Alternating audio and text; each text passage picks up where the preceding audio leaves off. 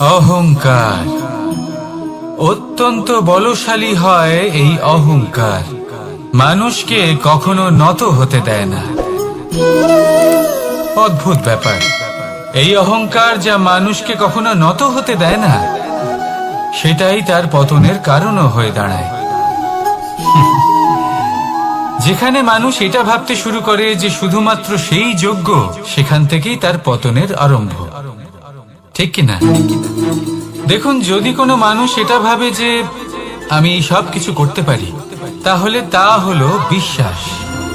কিন্তু যদি সে এটা ভাবতে থাকে যে শুধুমাত্র আমি এই কাজ করতে পারি, তাহলে তা হলো সেই ব্যক্তির অহংকার। আর এটা আপনাকে বিনাশের দিকে অবশ্যই নিয়ে যাবে। মনে রাখবেন, যখন আমি আর শুধুমাত্র এই দুই এক হয়ে যায়, সেখান থেকে আপনার পতনের সূত্রপাত হবেই। তাই আপনি কখনোই এই অহংকারের চক্রব্যূহে ফেঁসে যাবেন না। বিশ্বাস রাখুন নিজের ওপর এবং অন্যের ওপরও। আর মনে রাখবেন, বিশ্বাসের মধ্যে বিশ্বের প্রত্যেকটা বস্তু বসবাস করে। তাই এই অহংকারকে ত্যাগ করে ফেলুন আর আত্মবিশ্বাসের ওপর মনোসংযোগ করুন। আর আমার সাথে ভালোবেসে বলুন, রাধা রাধা। মানুষ নিজের জীবনে ঈশ্বরকে খুব মান্য করে। ওনার জন্য কি না করে, ভিন্ন ভিন্ন নামে তাকে স্মরণ করে, তাকে পুজো করে, তার আরাধনা করে। সে জানে যে ঈশ্বর তাকে শক্তি অবশ্যই দেবেন, তাকে সাহায্য অবশ্যই করবেন। কিন্তু যখন প্রশ্ন আসে গুরু এবং ঈশ্বরের, তখন গুরুর মান কখনো কম হওয়া উচিত নয়। কারণ সত্যি বলতে কি, গুরুই হলেন সেই সিঁড়ি যা বেয়ে আপনি ঈশ্বরের কাছে পৌঁছানোর পথ খুঁজে পাবেন। সেই পথ আপনি গুরুর থেকেই পাবেন। গুরু না থাকলে আপনি কখনো ঈশ্বর লাভ করতেই পারবেন না। আর জীবনে অনেক সময় লক্ষ্যের থেকেও অনেক বেশি গুরুত্বপূর্ণ হলো পথ। তাই এই পথের সম্মান করতে শিখুন, অর্থাৎ গুরুকে সম্মান করতে শিখুন। কারণ গুরুই হলেন পরমেশ্বর। তাহলে আসুন আর আমার সাথে ভালোবেসে বলুন, রাধা রাধা। আপনার জীবনে আপনার প্রকৃত বন্ধু আসলে কে? আপনার সব থেকে শ্রেষ্ঠ মিত্র আসলে কে?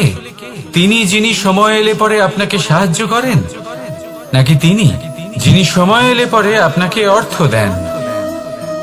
দেখুন, আমরা হলাম মানুষ, আমাদের জীবনে লেনদেন চলতেই থাকে। এটা আমাদের জীবনের অভিন্ন অংশ। কিন্তু অনেক সময় এমন হয় যে আমরা তাকেই নিজের প্রকৃত বন্ধু বলে মনে করি, যিনি আমাদের একটা বহুমূল্য উপহার দেন। ঠিক কিনা? এবার আপনার জীবনে সেই বহুমূল্য উপহার কোনটা? ওই অমূল্য মিত্র আসলে কে? সেই সিদ্ধান্ত হলো আপনার। কিন্তু যদি আপনি আমাকে জিজ্ঞেস করেন, তাহলে আমার মতে স্বর্ণ, হিরে, মুক্ত, ধন এগুলো বহুমূল্য নয়। বহুমূল্য হলো সঙ্গ, যখন আপনি একা হয়ে যাবেন। সময়, যখন আপনার তাকে প্রয়োজন হবে। সমর্পণ, যখন আপনার বিশ্বাসের প্রয়োজন পড়বে। যে মানুষ আপনার প্রতি এই 3 গুণ প্রদর্শন করেন, যিনি আপনার কঠিন সময়ে আপনাকে অবশ্যই সঙ্গ দেবেন, যখন আপনার প্রয়োজন পড়বে আপনাকে অবশ্যই সময় দেবেন, আপনার প্রতি সম্পূর্ণ সমর্পিত থাকবেন, সেই হলো আপনার আসল মিত্র, সেই হলো আপনার প্রকৃত বন্ধু। কারণ সত্যি বললে, বন্ধুত্বের অর্থই হলো নিজেকে সম্পূর্ণরূপে কারোর কাছে সমর্পণ করে দেওয়া। তাই আপনার সেই বন্ধুর জন্য নিজের প্রাণ উজাড় করে দিন আর ভালোবেসে বলুন, রাধা রাধা। মানুষ জীবনে 3টে কাজ অবশ্যই করে থাকে। কিছু দান করে, কিছু গ্রহণ করে, আর কিছু ত্যাগ করে দেয়। এটাও ভাবতে থাকে যে এটা করলে কিভাবে করবে। দেবার জন্য পর্যাপ্ত ধন নেই, নেবার জন্য সংসারে অত স্নেহ নেই, আর ত্যাগ করার জন্য জীবনে এত সুখই নেই। তাহলে কিভাবে করবে? আসলে আমরা বস্তুগত চাহিদা অর্জনে এত ব্যস্ত হয়ে পড়ি যে আমরা বুঝতেই পারি না যে কি নেবার আছে, কি দেবার আছে, আর কি ত্যাগ করার আছে। তাহলে আজ আমি আপনাকে বলেই দিই, মনে রাখবেন এই তিনটে গুরুত্বপূর্ণ গুণ, তিনটে গুরুত্বপূর্ণ কথা। দেবার জন্য আছে দান, নেবার মতো আছে জ্ঞান, আর ত্যাগ করার মতো আছে অহংকার। যখন আপনি দান করতে শিখে যাবেন, জ্ঞান অর্জন করার শক্তি আপনা থেকেই আপনার মধ্যে চলে আসবে। আর যখন এই জ্ঞান আপনার মধ্যে প্রবেশ করবে, অহংকার আপনা থেকেই আপনার থেকে দূরে চলে যাবে। যে ব্যক্তি এই তিনের মধ্যে ভারসাম্য বজায় রাখতে পারে, তার বর্তমান, ভূত, ভবিষ্যৎ, লোক, পরলোক সবকিছু শুধরে যায়। যেই দিন আপনি দান করতে শিখে যাবেন, জ্ঞান আহরণ করতে শিখে যাবেন, অভিমান ত্যাগ করতে শিখে যাবেন, আপনার সর্বশক্তিশালী, সর্বশক্তিমান পরমেশ্বরেরও প্রয়োজন পড়বে না। কারণ তখন ঈশ্বর আপনার মধ্যেই বাস করবেন। তাহলে আসুন আর আমার সাথে ভালোবেসে বলুন, রাধা রাধা। জীবনে অনেক সময় সমস্যা আমাদের চারদিক থেকে ঘিরে ফেলে। এই সমস্যা নানান ধরনের হতে পারে। আর্থিক সমস্যা হতে পারে, পারিবারিক সমস্যা হতে পারে, কোনো সম্পর্ক নিয়ে সমস্যা হতে পারে, কখনো কোনো দৈনিক সমস্যা হতে পারে, কখনো কোনো দ্বন্দ্ব হতে পারে, অনেক সমস্যা হতে পারে। কিন্তু যখনই কোনো সমস্যা আসে, আমাদের মনে তার জন্য একটা উত্তর অবশ্যই থেকে থাকে, যা আমাদের অন্তরে রয়েছে। একে আমরা বলি আত্মা। আত্মা হলো পরমাত্মারই রূপ, আর পরমাত্মা তা কখনোই কিছু অনুচিত চাইবে না, তাই তো? এই আত্মা খুব ভালো করে জানে যে কোনটা উচিত আর কোনটা অনুচিত। যদি আসল বিষয়ের কথা বলি, তাহলে আপনাকে নিজের মনকে বুঝতে হবে। কারণ আত্মা তো পরমাত্মা থেকেই আসে, কিন্তু এই মন মানুষ জন্ম থেকেই প্রাপ্ত করে, যার বিকাশ হয় এই সংসারকে দেখে। যেদিন আপনার এই মন আর আপনার এই আত্মা, এই দুই এক হয়ে যাবে, আত্মসাৎ হয়ে যাবে, সেদিন আপনার জীবনে না কোনো সমস্যা থাকবে, না কোনো ঝঞ্ঝাট থাকবে, না কোনো সংকট থাকবে।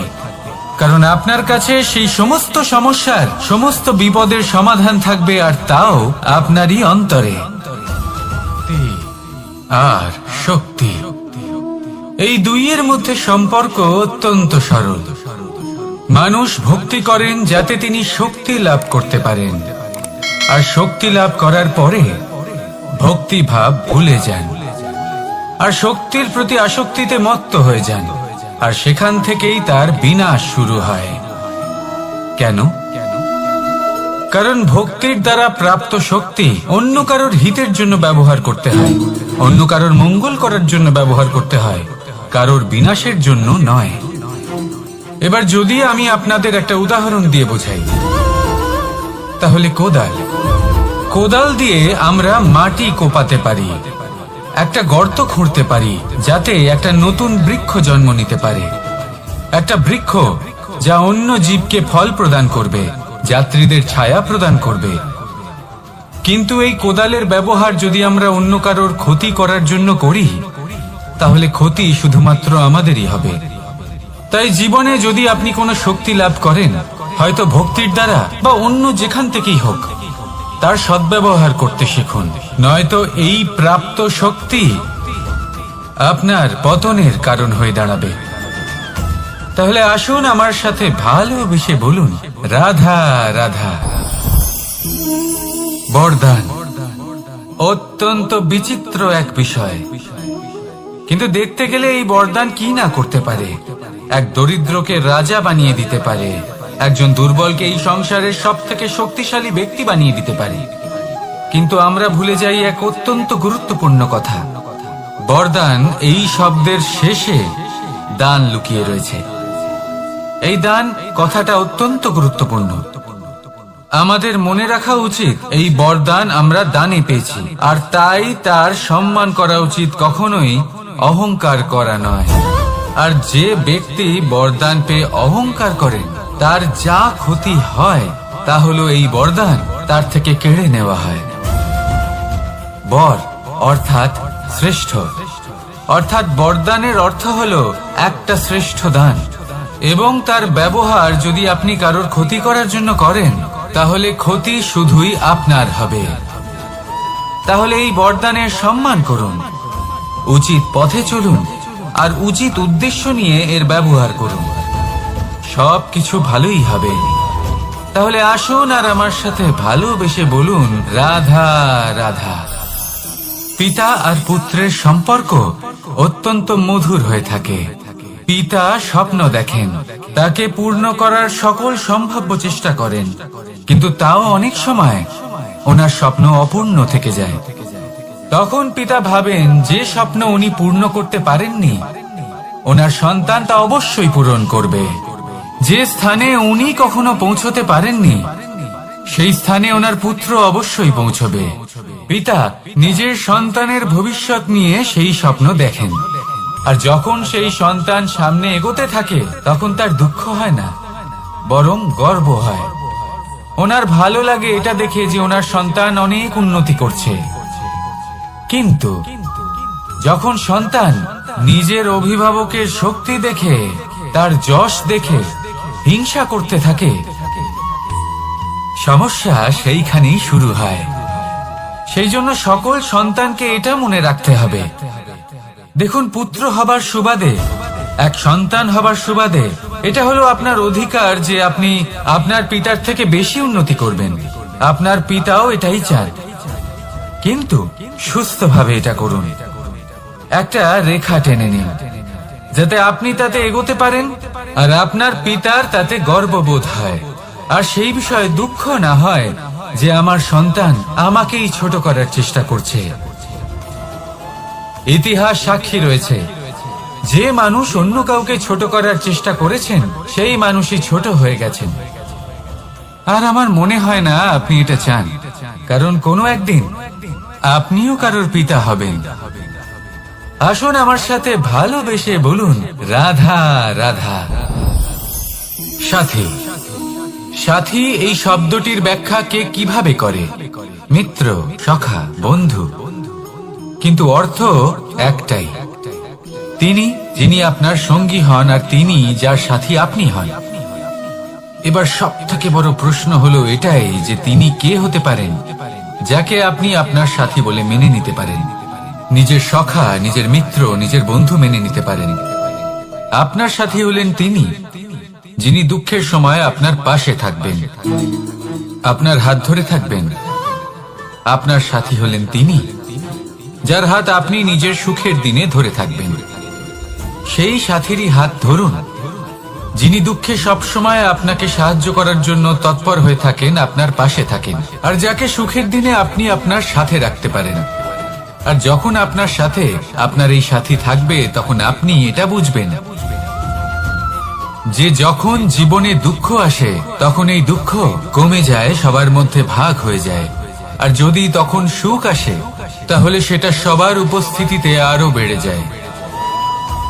এটাই হলো প্রেম, এটাই হলো ভালোবাসা, এটাই হলো সঙ্গ, যেমন সম্পর্ক আমার আর রাধার মাঝে।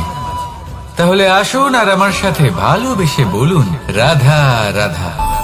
আপনি কি কখনো কোনো জলের ধারা দেখেছেন?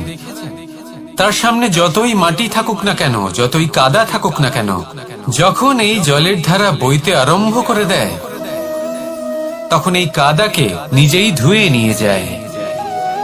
ওই কাদাকে ধুয়ে দেয় এবং নিজের পথ নিজেই তৈরি করে নেয়। তাহলে আপনিও এরকম জলের মতো হয়ে উঠুন। যদি হয়ে উঠতে পারেন, তাহলে নিজের মনের, নিজের ভাবনার, নিজের জীবনের যত অনাবশ্যক তত্ত্ব আছে, অনুপযোগী অংশ রয়েছে, অর্থাৎ অপরিষ্কার অংশ রয়েছে, তা নিজে থেকেই নির্মল হয়ে উঠবে। আর যেরকম জলের ধারা কখনো থেমে থাকে না, সব সময় বয়ে চলে, সেইভাবে আপনিও কখনোই থামবেন না। সবসময় বয়ে চলুন, এগোতে থাকুন। পথে যদি অনেক বিপদ আসে, সমস্যা আসে, থামবেন না, তার উপর নিরন্তর প্রহার করুন, নিরন্তর প্রয়াস করুন, আর অগ্রসর হন। আপনি ভেবে দেখুন, এই জলের ধারা কখনো থেমে থাকে না, সবসময় বয়ে চলে। বিপদের সম্মুখীন হয়ে তাকে সাথে বয়ে নিয়ে চলে। সেই জন্য জলের ধারা, প্রবাহমান এই ধারা, এর থেকে কখনো দুর্গন্ধ আসে না, এতে কখনো ময়লা জমতে পারে না, বরং পালিত হয় সুন্দর প্রাণবন্ত জীবজন্তু, যেমন সুন্দর ছোট মাছ। তাই আপনিও এটাই করুন, কখনো থামবেন না, শুধু চলতে থাকুন, জলের ধারার মতো বইতে থাকুন। আপনি আপনার লক্ষ্য অবশ্যই খুঁজে পাবেন, আর তার সাথে নিজের অন্তরের যে মালিন্য রয়েছে তা আপনি নিজেই নিজের থেকে দূরে করে দেবেন। তাহলে আসুন আর আমার সাথে ভালোবেসে বলুন, রাধা রাধা। এবার অনেক সময় মানুষের মনে এরকম প্রশ্ন আসে যে এই সংসারে সব থেকে বড় বিপদ কি? কেউ বলে ধর্ম সংকট, আবার কেউ বলে প্রাণের উপর আসা সংকট। প্রত্যেক মানুষের জীবনে বিভিন্ন সংকট আসে, আর এই সমস্ত সংকট অত্যন্ত বিচিত্র হতে পারে। এই সমস্ত সংসার হলো সংকট দ্বারা পরিপূর্ণ। ঠিক আছে, আপনাকে একটা উদাহরণ দিই। একজন ধনী ব্যক্তি, এবার ওনার জীবনে সংকট কি হতে পারে? সংকট এটাই যে কেউ তার সম্পত্তি চুরি না করে নেয়, আমরা বুঝতে পারছি। এবার একজন চোর, তার জীবনে সংকট কি হতে পারে? যে চুরি করার সময় সে যদি তার একটা কাশি চাপতে না পারে, তাহলে সে ধরা পড়ে যেতে পারে, ঠিক কিনা? আবার অনেক সময় এমনও হয় যে যার জন্য আমি সংকট, সেও আমার কাছে সংকট। যেমন এই পরিস্থিতিতে দেখুন, সংকট হলো সংকট, এ তো জীবনে থাকবে, কিন্তু এর সম্মুখীন কিভাবে হওয়া যায়? খুব সরল, সব এটার উপর নির্ভর করে, মনের উপর। এই মনকে নিয়ন্ত্রণ করলে সব ঠিক থাকবে। এবার যদি ধনী ব্যক্তি মনকে নিয়ন্ত্রণ করে ফেলেন, নিজের অর্থের ব্যবহার শুভ কাজের জন্য, সমাজের সেবার জন্য বিকাশ করতে করেন, ওই অর্থকে একত্রিত করে না রাখেন, কর্ম, ধর্ম আর কর্তব্য, এই তিনটি একে অপরের সাথে জড়িত। আর অনেক সময় এই তিনটি পালন করতে করতে আমাদের সেই ব্যক্তির সামনে গিয়ে দাঁড়াতে হয়, তার বিরুদ্ধেই যেতে হয়, যাকে আমরা সব থেকে বেশি ভালোবাসি। কিন্তু সেইখানে এই যুদ্ধ কোনো ব্যক্তিগত যুদ্ধ থাকে না, এ হলো কর্ম, ধর্ম আর কর্তব্যের যুদ্ধ। এটা সরল নয়, অত্যন্ত কঠিন হয় তার সম্মুখীন হওয়া যাকে আমরা সব থেকে বেশি সম্মান করি। কিন্তু আমাদের তো আমাদের ধর্মের পথে চলতেই হবে, কারণ আমরা কর্মবদ্ধ, কর্তব্যবদ্ধ, আর এটাই করা উচিত। শুধু এটুকু মনে রাখবেন, যদি আপনার উদ্দেশ্য শুভ হয়, আপনার ভাবনা শুভ হয়, আপনি যদি কর্ম, ধর্ম আর কর্তব্যের পথে অগ্রসর হন, তাহলে এই প্রক্রিয়াতে যদি আপনাকে আপনার আরাধ্যেরও সামনে দাঁড়াতে হয়, তাহলেও আপনার কোনো ক্ষতি হবে না। তাহলে আসুন আর আমার সাথে ভালোবেসে বলুন, রাধা রাধা। প্রেম এই সংসারে এসেছিল এই সংসারকে প্রেমের শিক্ষা দেওয়ার জন্য, এই জীবনের সুখের অনুভূতি আসলে কি তা শেখানোর জন্য। কিন্তু যদি সত্যি কথা বলি, তো আমি নিজেই প্রতিদিন প্রেমের নতুন নতুন স্বরূপ দেখতে পাই, প্রেমের একটা নতুন অনুভূতি প্রত্যেক নতুন দিনে। আর তার কারণ হলো এই প্রেম অনন্ত, এ হলো দৈব। প্রেম হলো এই সংসারের সব থেকে বড় ঢাল এবং সব থেকে বড় অস্ত্র। এই প্রেম ছাড়া না কোনো ন্যায় হয়, আর না কোনো শাস্ত্র, না জীবন আছে, আর না অন্ত। এবার যদি এই প্রেম মনের মধ্যে বাস করতে শুরু করে, তাহলে কখনো কোনো সমস্যাই হবে না, আর যদি হয়েও থাকে তাহলে তা স্থায়ী হবে না। এই প্রেম কি না করতে পারে? এই প্রেম সমস্ত সমস্যা মিটিয়ে ফেলতে পারে, আপনার মনের মধ্যে অহংকারকেও বিনাশ করে দিতে পারে, আপনাকে সাক্ষাৎ ঈশ্বরের সাথে দেখা করাতে পারে। তাই প্রেমের দ্বারা প্রয়াস করতে থাকুন, এই সংসারের প্রত্যেক মানুষকে, প্রত্যেক বস্তুকে, প্রত্যেক জীব জন্তুকে ভালোবাসবেন। আর এই প্রেমের দ্বারাই বলুন, রাধা রাধা। প্রশান্তি জড়িত নিদ্রা মানুষের জীবনের একটা অত্যন্ত গুরুত্বপূর্ণ সুখ এবং প্রয়োজনীয়তাও। দেখতে গেলে এই সংসারের প্রত্যেক পশু পাখি, প্রত্যেক জীব অবশ্যই নিদ্রা প্রাপ্ত করেন, কিন্তু মানুষ, যার মধ্যে বিচার বিবেচনা করার শক্তি অন্যদের থেকে অনেক বেশি, তার কিন্তু ঘুমের কিছু সমস্যা অবশ্যই হয়। কি বলেন, তাই তো? এবার এর কারণ কি? চিন্তা। এবার চিন্তা আমাদের সবার জীবনে আছে। আমরা সকলে জানি যে চিন্তা কখনো আমাদের সাহায্য করে না, তাও আমাদের জীবনে আছে। কেন? চিন্তার মাধ্যমে কি কখনো কোনো সমস্যার সমাধান হয়েছে? অর্থের চিন্তা করলে কি অর্থ লাভ হয়? ভবিষ্যতের চিন্তা করলে কি ভবিষ্যৎ ঠিক হয়ে যায়? স্বাস্থ্যের চিন্তা করলে কি স্বাস্থ্য নিজে থেকেই ঠিক হয়? হয় না।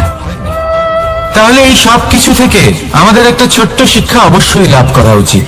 আপনিও আপনার কাঁধ থেকে চিন্তার এই বোঝা নামিয়ে ফেলুন, আর এই সব ইচ্ছে একত্রিত হয়ে আমাদের মনে চিন্তা উৎপন্ন করে। তাই এই চিন্তাগুলিকে ত্যাগ করুন, প্রকৃতির প্রেমের উপর বিশ্বাস রাখুন।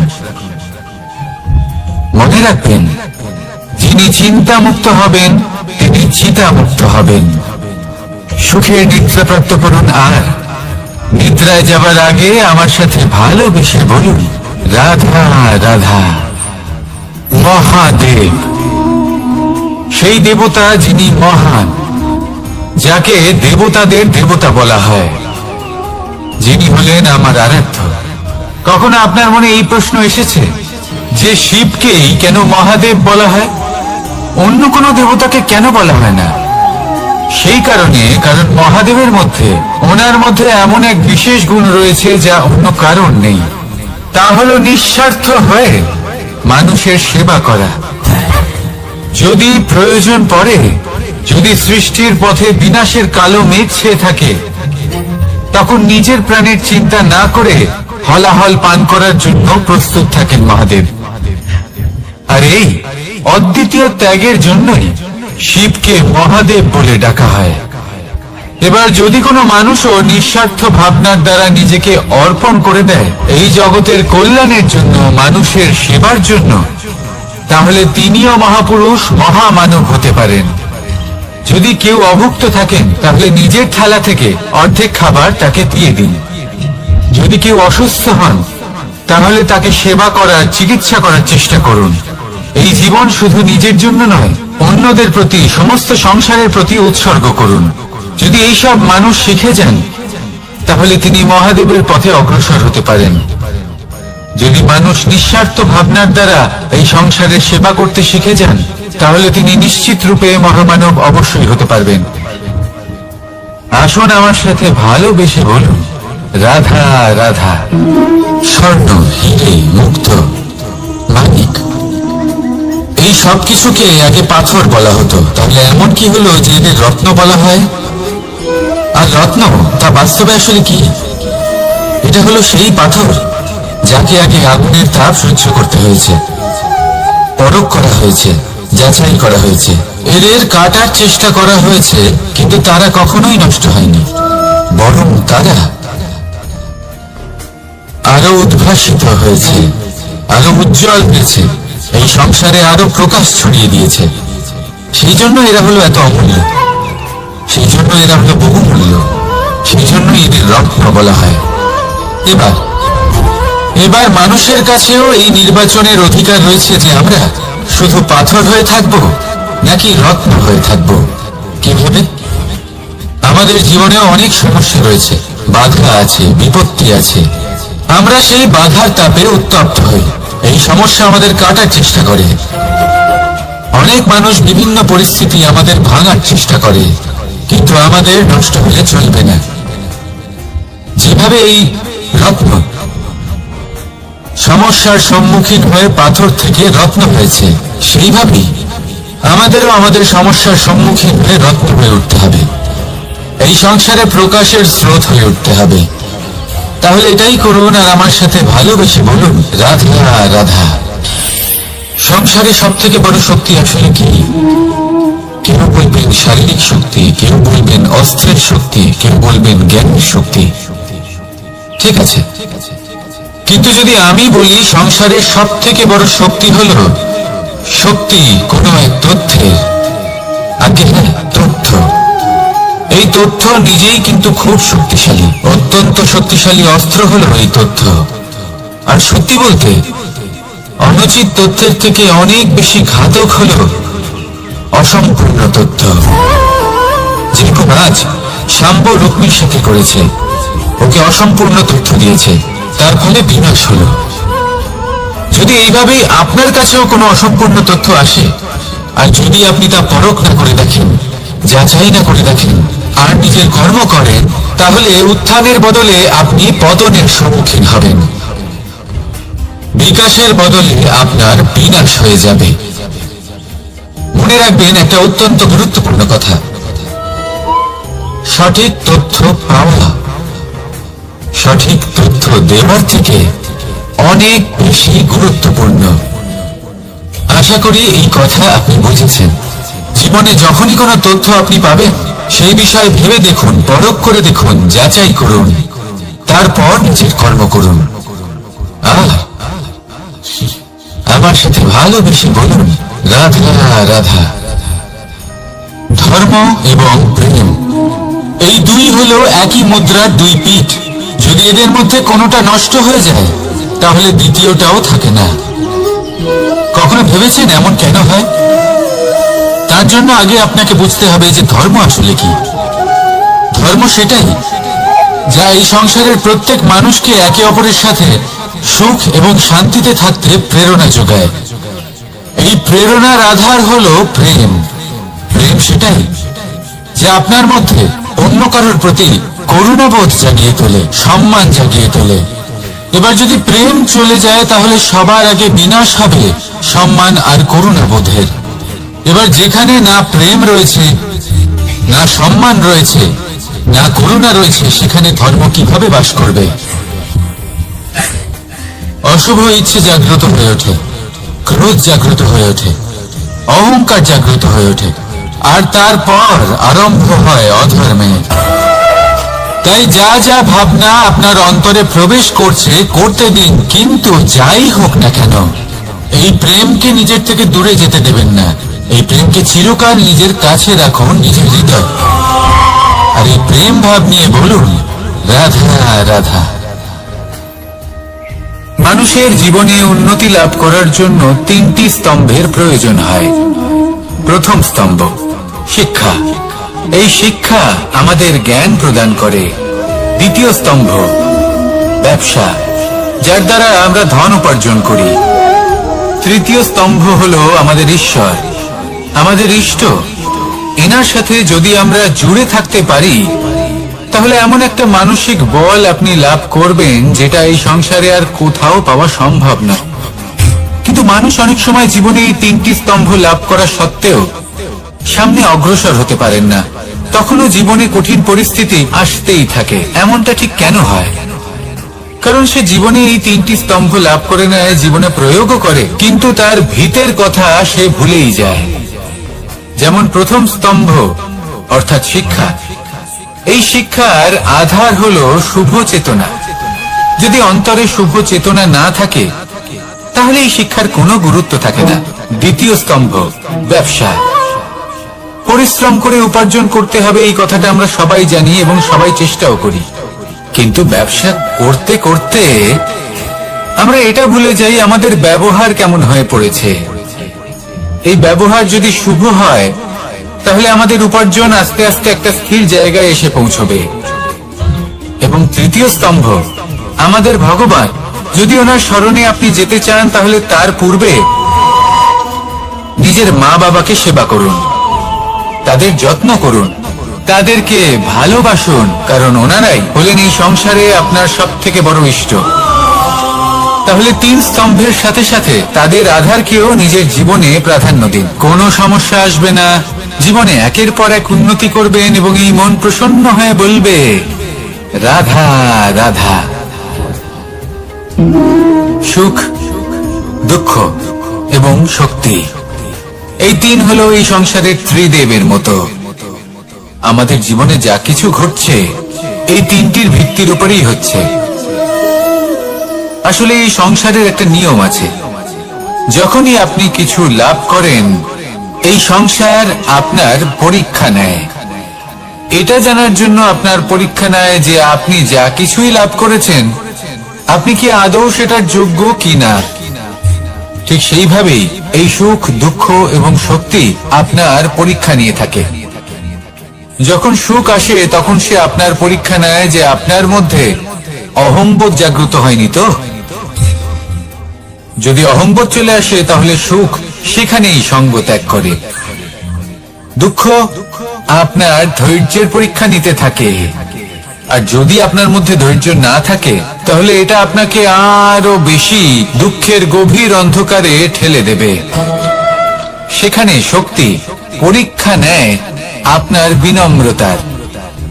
যদি আপনি বিনম্র না হন তাহলে হয় এই শক্তি আপনার সঙ্গ ত্যাগ করবে, নয় এই শক্তি বিনম্রতার অভাবে আপনার পতনের কারণ হতে পারে। এই সংসারে যে কোনো ব্যক্তি যিনি এই পরীক্ষায় উত্তীর্ণ হয়ে থাকেন এই জীবনে তিনি সাফল্য লাভ করেন। আসুন আমার সাথে ভালোবেসে বলুন, রাধা রাধা। ভয়ের সাথে আমরা সবাই পরিচিত, কষ্ট আমরা সবাই পেয়েছি। কখনো কখনো আমরা অসুস্থ হয়ে পড়ি, আর এমন সময় হলে মাতার মমতা, কখনো বাবার স্নেহ, কখনো বন্ধুদের পাশে থাকার অনুভূতি আমাদের রোগ নিরাময়ে সাহায্য করে। কখনো যদি আমরা নিরাশ হয়ে পড়ি, তখন যদি আমাদের কোনো আপনজন আমাদের দুটো ভালো কথা বলে তখন আমাদের মনোবল বেড়ে যায়। ঠিক তেমন সংসারের এই রঙ্গমঞ্চে যদি আপনি পীড়িত অনুভব করেন, কিছু শুভ কথা আলোচনা করুন, কিছু স্তুতি গান করুন, কিছু মুহূর্তের জন্য হলেও নিজের ইষ্টদেবের কথা স্মরণ করুন আর প্রার্থনা করুন। সাহস বাড়বে, শক্তিও বৃদ্ধি পাবে এবং সামনে এগিয়ে চলার পথও দেখতে পাবেন। তখন এই মন প্রসন্ন হয়ে বলবে, রাধা রাধা। এই সংসারে কখনো কোনো ব্যক্তিকে তার বাইরের পোশাক দেখে বিচার করার চেষ্টা করবেন না, এটা খুব বড় ভুল করবেন। যেমন আমরা জীবনে অনেক সময় এমন করি, ধরুন কোথাও একটা গাছ দেখলাম, খুব বিশাল আকারের একটা গাছ যেটা মাটির থেকে অনেক উঁচুতে পৌঁছে গেছে, যার বিশাল শাখা আছে। সেগুলো দেখে আমরা ভাবি যে এই গাছে হয়তো কত সুস্বাদু ফল আছে, আমরা সেই গাছের পরিচর্যা করতে থাকি। আবার অন্যদিকে হলো একটি তৃণ যেটা মাটি থেকে কিছুটা উঁচুতে পৌঁছেছে, কিন্তু সেই তৃণর নিচে, মাটির নিচে অত্যন্ত সুস্বাদু ফল বা সবজি জন্ম নেয়, যা আমাদের স্বাস্থ্যের পক্ষে অত্যন্ত উপকারী। সেই জন্য কখনো আবরণ দেখে কাউকে বিচার করতে চেষ্টা করবেন না। তার বদলে এটা বোঝার চেষ্টা করুন যে আপনার সামনে যে ব্যক্তি আছে বা বস্তু আছে তার বিশেষত্ব কি। যদি এই বিশেষত্ব বোঝার ক্ষমতা আপনি অর্জন করেন, যদি এই শিল্প আপনি নিজের ভেতরে জাগ্রত করেন, তাহলে এই সংসারে বিশেষত্ব কি সেটা আপনি জানতে পারবেন। আর এই সমস্ত খেলা দৃষ্টি থেকে নয়, দৃষ্টিভঙ্গি থেকে জন্ম নেয়। দৃষ্টিভঙ্গি সবসময় শুভ রাখুন আর আমার সাথে ভালোবেসে বলুন, রাধা রাধা। লোকে বলে মানুষ নিজের ভবিষ্যৎ জন্ম থেকেই লিখিয়ে আনে, অর্থাৎ এখানে এই কপালে। ভাগ্য দেবতা আমাদের সমস্ত উত্থান, সমস্ত পতনের হিসেব সবটা লিখে দেন। কিন্তু কপালে কেন, পায়ে নয় কেন? যদি পায়ে লেখা হয় তাহলে আমরা পড়তে পারবো, যদি কপালে লেখা হয় আমরা ছাড়া বাকি সবাই পড়তে পারবে। এবারে আমাদের কপাল এখানে তাই প্রতিফলিত হয় যা আমাদের মস্তিষ্কে আছে, আর মস্তিষ্কে থাকে আমাদের ভাবনা। তাই এই ভাবনার ধনাত্মক হওয়া অত্যন্ত জরুরি।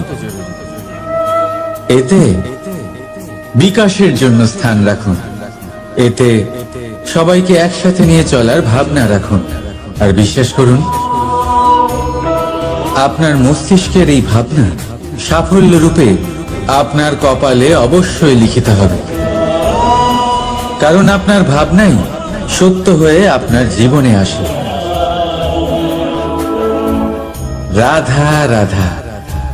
সময় বড়ই অদ্ভুত, এই সময়, তাই না? দেখতে গেলে এটা একটা অনুভূতি, একটা সংখ্যা, একটা বিষয়। এবারে দেখুন না, সূর্যোদয় সকলের একসাথেই হয়, তাই তো? কারোর আগে কারোর পরে এমন তো হয় না, সবার একসাথেই হয়। আবার সূর্যাস্ত সকলের একসাথেই হয়। এবারে ভাবুন, এই সময় প্রত্যেকের জন্য আলাদা আলাদা।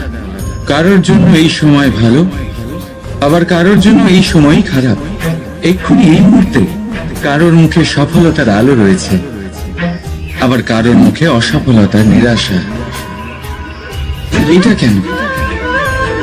কেন এই সময় কারোর জন্য শ্রেষ্ঠ, আবার কেন তা কাউকে নিরাশ করে? এটার উত্তর হলো আপনার চিন্তা, আপনার কর্ম। যেমন আপনার চিন্তাধারা, তেমন আপনার কর্ম, আর তেমনই হবে আপনার এই সময়। আপনি জীবনে সুখ তখনই পাবেন যখন আপনি কারোর মুখে আশার আলো এনে দেবেন। আপনি আনন্দ তখনই পাবেন যখন আপনি কাউকে খুশি করবেন। হ্যাঁ, এটা ঠিক যে কাউকে খুশি করা সব সময় আপনার হাতে নেই, কিন্তু আপনার হাতে এটা অবশ্যই আছে যে আপনি কাউকে দুঃখ না দেন, কাউকে নিরাশ না করেন। আর কোনো ব্যক্তিকে দুঃখ না দেওয়ার এই চেষ্টাও আপনার কর্মই বটে। আর এই শুভ কর্মের ফল আপনাকে প্রকৃতি অবশ্যই দেবে। তাই মনে রাখেন, ভালো সময় তারই আসে যে কখনো কারোর খারাপ চায় না। রাধা রাধা। লোকে আমাকে সবসময় জিজ্ঞেস করে যে কানাই, এখন তুমি বড় হয়ে গেছো, এই বাচ্চাদের সাথে থেকে তুমি সবসময় দুষ্টুমি করো কেন? তুমি বড় হয়ে গেছো, বড়দের মতো থাকো। বেশিরভাগ লোকে এটা বুঝতে পারে না, ভাবে উনি তো ভগবান, ভগবানের মতো গম্ভীর নয় কেন? এবারে আমি কি করে বোঝাবো সবাইকে যে আমার ভগবান হওয়ার পিছনে যে সবচেয়ে বড় রহস্য, তা হলো এই বাচ্চারাই। আমার শক্তি কোথা থেকে আসে? সমস্ত সমস্যার সমাধান করার শক্তি এই বাচ্চাদের থেকেই তো আসে। জীবনে বাঁচার শক্তি, সংসারকে প্রেম শেখাবার শক্তি এই বাচ্চাদের থেকেই আসে। কারণ বাচ্চাদের থেকে বড় কোনো ভগবান হয় না। এবারে দেখুন না, পুরাণ আর বেদের কোনো জ্ঞান নেই ওদের, কিন্তু খুব ভালোভাবেই জানে যে একজন উদাস ব্যক্তির মন কি করে ভোলানো যায়, কি করে তাকে আনন্দ দেওয়া যায়। আর এই এক বিশাল ব্যাপার। কোনো ন্যায়, কোনো নীতির জ্ঞান নেই ওদের, কোনো ভেদাভেদ করতে জানে না। কিন্তু এটা অবশ্যই জানে একজন একা অজানা ব্যক্তিকে নিজের দলের সদস্য কি করে বানাতে হয়, কি করে তাকে আপন করতে হয়। আর এই এক বড় ব্যাপার। এই বাচ্চাদের থেকে অনেক কিছু শেখার আছে। তাই আপনারাও নিজেদের জীবনে গম্ভীর হওয়ার চেষ্টা কখনোই করবেন না। আর যদি করেন, তাহলে এই সংসার খুবই নীরস লাগবে আপনার। আপনিও বাচ্চাদের মতো নিষ্পাপ থাকুন আর নিজেকে আনন্দে রাখুন। লাভ আর ক্ষতির ঊর্ধ্বে গিয়ে সম্পর্ককে দেখুন। জ্ঞান অর্জন করার পরিবর্তে ভালোবেসে সম্পর্ক পালন করুন। আপনি নিজেই বুঝে যাবেন যে এই সংসার কতটা সুন্দর। রাধা রাধা। মানুষ জন্ম নেয়, আর জন্ম নিলেই তার জীবনযাত্রা শুরু হয়ে যায়। তারপর সে পরিশ্রম করে, লড়াই করে, আর সে তার ফল অবশ্যই পায়। সেই নিজের জীবনযাত্রা নিজেই সাজায়। তার জীবনে ভয় ততক্ষণ প্রবেশ করে না যতক্ষণ না সে জীবনে কিছু অর্জন করে। একবার সে কিছু পেয়ে গেলে তারপরে সেটা হারিয়ে যাওয়ার ভয় মনের মধ্যে জন্ম নেয়। তারপর সে ভাগ্য জ্যোতিষ, ভবিষ্যৎ এই সব দেখতে ব্যস্ত হয়ে পড়ে। আমি আপনাকে একটা প্রশ্ন করছি, আপনি যখন এই সংসারে এসেছিলেন